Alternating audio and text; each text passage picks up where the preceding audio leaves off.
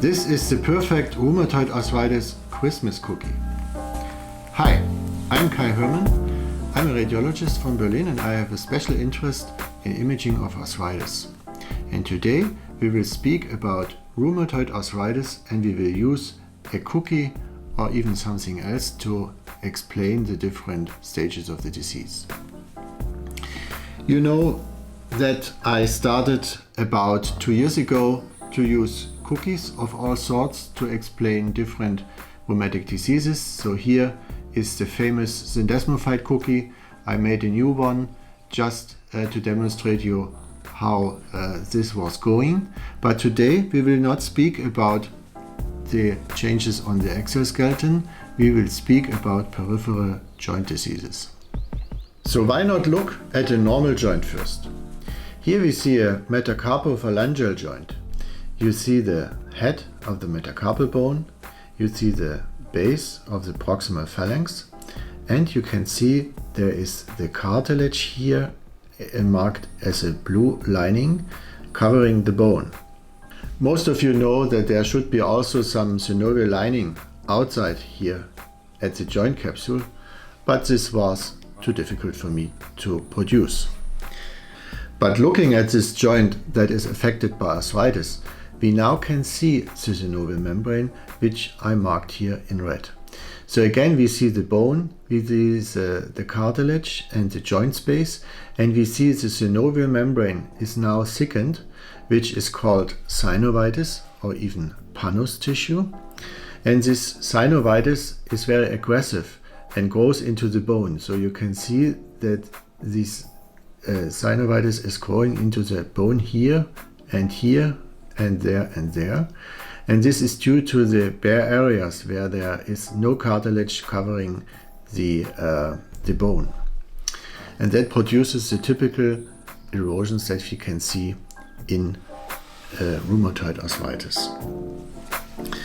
So let's continue. But I drink some coffee first. Oh, did you see? It's the wrong cup. That's the sacroiliitis cup from last year. So I think it's time for a new coffee mug, and this is this here, what I can present, and that's the rheumatoid arthritis coffee mug. So let's continue this lecture with the coffee mug. So here we have the normal joint. You see it now much better. You see the bone, you see the cartilage, the joint space, you can see the synovial lining and also the capsule of the joint. So capsule and synovial lining, they are close together, but they play different roles in different diseases of the joint. So I created two lines over here, one in green and one in red.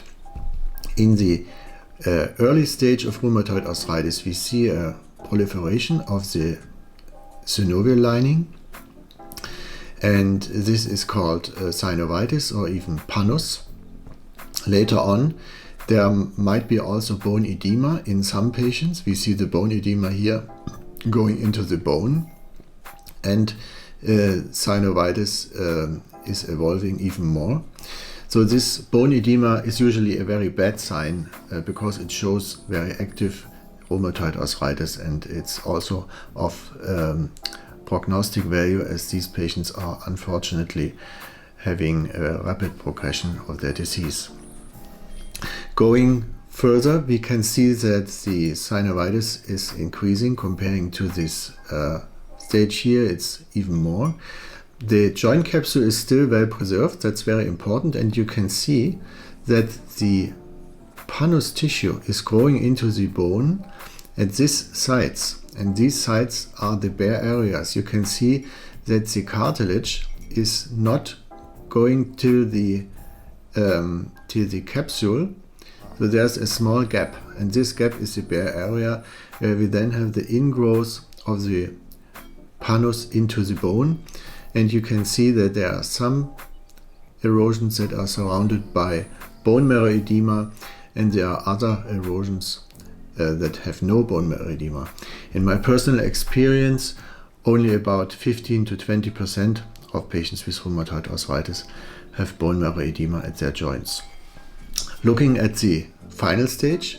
The final stage is the end-stage rheumatoid arthritis. There are two types of end-stage joint destructions. One is ankylosis, a fusion of both bones, and the other one is mutilation. And mutilation leads to cross-destruction of the joint and also to malalignment. So you can see here we have the joint axis well preserved, but in the final stage we have a deviation of the joint axis. We see there's extensive pannus tissue here. We see the destruction of the joint capsule, which leads to the malalignment, and we see even more enlarged erosions and ingrowths of pannus tissue, and also the joint space shows some narrowing, and there are also some erosions and defects in the cartilage. So that is rheumatoid arthritis from the beginning till the end. But we have more than one peripheral joint diseases, and therefore I can present you another coffee mug, and you guess it already. This is now psoriatic arthritis. So should we look at these stages as well? Okay, it starts with the normal joint again, just to remember it. We have now inflammation at the enthesis, so the green capsules and ligaments, they are inflamed. So I made them a little bit thicker, and also they show some spikes if you look carefully. The joint capsule here, the synovial lining over here is still well preserved, and also again we can see the bare area, and we can see that there are some bone edema at the exact side of the enthesial attachment. This bone edema later on leads to reaction at the periosteum. We see that there are spikes here at the periosteal lining, and these are very typical for psoriatic arthritis. So they are called periosteal proliferations or periosteal new bone formation. These spikes are the very first sign that you can see on X-rays. Later on we can see that due to the enthesitis also the synovium is reacting. We see now synovitis in the joint, so we have enthesitis with periosteal reaction, and we have synovitis, which may lead or may not lead to bone edema. And this in a later stage then can also cause erosion that we already know from rheumatoid arthritis. We can also see that this periosteal new bone formation is increasing from one stage to the next. So we have here increased periosteal reaction. But to tell you the truth, sometimes patients do not show these periosteal reactions, and the joints look more or less similar to those in patients with rheumatoid arthritis. In psoriatic arthritis, we also have end-stage disease. This disease tends to have more mutilation and complete destruction of the joints compared to rheumatoid arthritis. A typical phenomenon is the so-called pencil and cup mutilation, where we have a complete destruction of the joint, and this is also visualized here. So you see there is synovitis going into the bone deeply, destroying the cartilage. So this cartilage is no longer here, it's destroyed. We also can see that the periosteal new bone formation is now somewhat thickened and smooth. So in later stages the periosteal reaction is going away a bit and looks more or less like an osteophyte. And also you can see that the joint capsule is no longer there, it's destroyed or even completely worn, and this is what we call the tip of the pencil, and this is the cup of the pencil. So you can see that psoriatic arthritis is a much more complex disease compared to rheumatoid arthritis, and you can compare both of these diseases by looking at these two marks.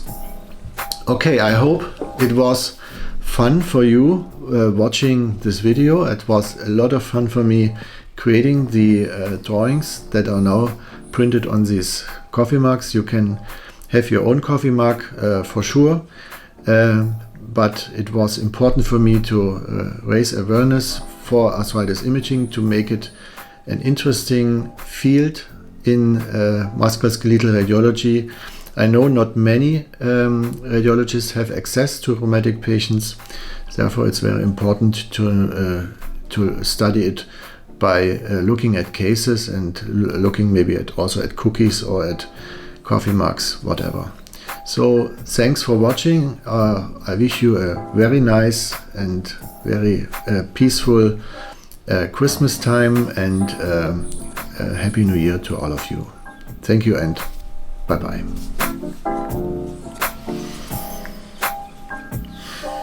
Should we do it? Wonderful.